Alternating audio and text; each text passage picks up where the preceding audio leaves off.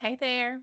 Thanks for tuning in to episode 12 of the AMLET podcast as we see a lot at the end of the vast landscape that is the Navajo Creation Story.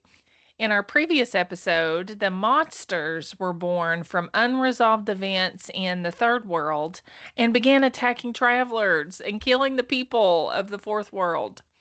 Now, the crisis has become so severe because most of the people are dead. The community can no longer protect itself through ordinary means, so First Man looks toward the holy people for help. This episode begins with signs appearing on Great Spruce Mountain, a dark cloud by day and a fire by night. Those signs call First Man into a dangerous journey.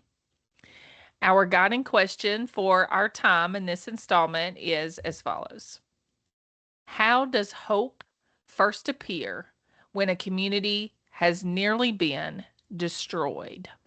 So we're looking for the hope. Open your text and follow along with me in the first paragraph. It's a lengthy one, but y'all are used to me by now. Hold tight. Most of the people had been killed. First Man said, "Perhaps the holy people will help us." In the morning, he saw a dark cloud covering the top of Great Spruce Mountain. In the night, he saw a fire on the mountain. He said to First Woman, "Someone is there. I must go to them." "No," she said. "There are many monsters between here and there. It's not safe for you." The following day, the dark cloud remained on the mountain, and at night the fire appeared a second time. This happened the third day as well. On the fourth day, First Man said, "I must go. I believe there is a holy person on the mountain who can help us." He set out for the Great Spruce Mountain. As he walked, he sang, "I am First Man, and I head for the Great Spruce Mountain in pursuit of old age and happiness. In pursuit of old age and happiness, I'll follow the lightning and approach the place where it strikes. In pursuit of old age and happiness, I follow the rainbow and approach the place where it touches the earth. In pursuit of old age and happiness, I follow the dark cloud's trail and approach the place where it is thickest. In pursuit of old age and happiness, I follow the scent of the rain and approach the place where the lines of rain are darkest." So the opening sentence of this first paragraph is pretty blunt. Quote, "Most of the people had been killed." The scale of the lost is stated without further description. The people who once filled the fourth world now exist only in small numbers. First Man's response is to turn toward the holy people because he does not yet know what kind of help may come. He only recognizes that the surviving community cannot defeat the monsters alone. The first sign appears as a dark cloud covering Great Spruce Mountain. At night, a fire appears on the same mountain. So cloud and fire mark the mountain as active and inhabited. So, as we know, Great Spruce Mountain was previously associated with precious stones, spruce, pollen, rain, and the beings who produced jewels. It now becomes the location from which help begins to emerge. First Man believes that someone is there, and First Woman warns him not to go. I think I'd be a little scared too, because the land between their home and the mountains is just packed with monsters. Sure, this is a practical warning, and even I think the most innocent and caring of individuals would deliver it.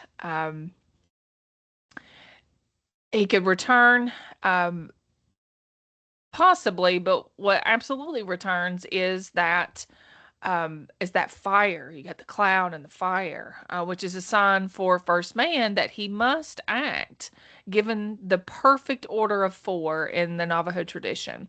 His journey begins with uncertainty, and he believes a holy person may be present there, but he has no guarantee. He's traveling on faith. At first man, and at the beginning of First Man's journey, he's walking along, he's singing. The song identifies him by name and states his purpose. He's traveling, as he says many times, in pursuit of old age and happiness. That phrase means so much after the coming of death and destruction that we've already seen. Old age has become a novelty pretty quickly. And to grow old means surviving long enough to complete a life. The goal here is the mere chance of living fully. He follows the lightning to where it strikes, the rainbow to where it touches the earth, the cloud to its thickest point, and the rain toward its darkest lines. With these symbols, we have just it's encoded with so many ancient promises.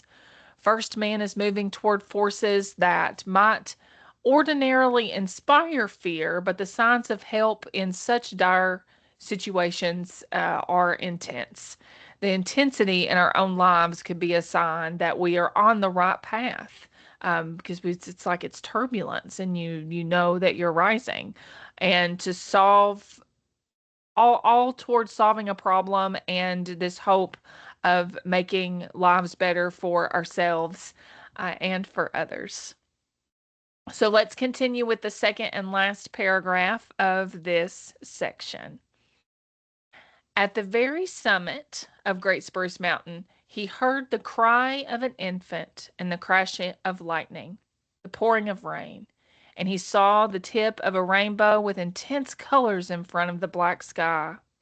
Suddenly the rain stopped and the sky became light. Where he had heard the cry of a baby, there was a turquoise figure of a girl lying on the ground. First man picked up the turquoise girl and carried it home with him. So first man reaches the summit where he hears an infant crying. The sound is coupled with lightning and heavy rain, and while the cry is small and vulnerable, it aligns with the immense storm. The arrival of new life is announced through natural force. First man sees the bright end of the rainbow against the dark sky, and the contrast makes the scene visually stark. And I think we typically associate rainbows with promises, and it appears close enough to touch the soil, and it's as if his song became a reality. It's what he manifested, just as in the last episode when you manifest fear of the unknown, it turned into wreaking havoc. But this time, what first man manifests, it has a different outcome. The storm suddenly stops. The sky clears. The sequence shifts from darkness and noise to light and stillness.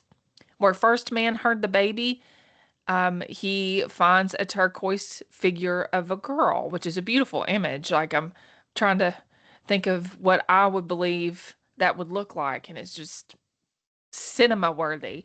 And first man picks her up and carries her home. His action, please note, is the opposite of the abandonments we witnessed whenever the monsters came. As a result, though this turquoise girl does not look like the rest of them, he embraces her anyway. Doing so revises the pattern of the abandoned children, and we are, yes, learning our lesson and preparing to restore some safety among the Navajo. So as we finish the episode, please return to our opening question. How does hope first appear when a community has nearly been destroyed? Sometimes hope is a distant sign, but we have to pay attention. There is an element of faith here too, I believe. The surviving people do not yet know what the turquoise girl will become. The response to destruction begins with this someone willing to notice. And then this time it's First Man. He was willing to notice, he was willing to travel, and he's bringing new life home. And hope is often new life, but this new life isn't like anything that they have ever encountered before. And so, thank you for listening to this episode of the AMLIT podcast. I will see you soon for what's next.